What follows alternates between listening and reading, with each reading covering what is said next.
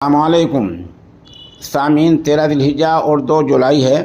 خبر کا عنوان ہے ہم کامن سول کوڈ کے خلاف نہیں ہیں۔ یہ اعلان بہوجن سماج پارٹی کی چیف کماری مایاوتی نے آج ہی اتوار کے دن صبح کے وقت میڈیا کے سامنے کہا ہے۔ انہوں نے کہا ہے بی جے پی کا طریقہ کار غلط ہے، لیکن ہماری پارٹی یکساں سول کوڈ کے خلاف بالکل نہیں ہے۔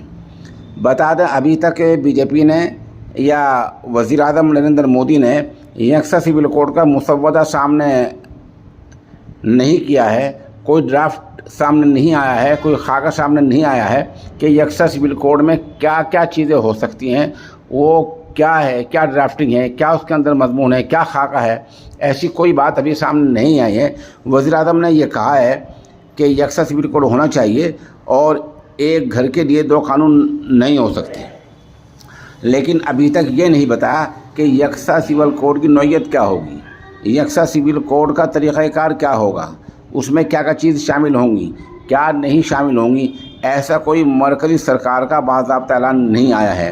اس کے باوجود مایاوتی نے آنکھ بند کر کے اس کی حمایت کا اعلان کر دیا ہے۔ اس سے اندازہ لگا سکتے ہیں کہ مایاوتی کی اصل جڑ، اصل بنیاد کہاں ہے۔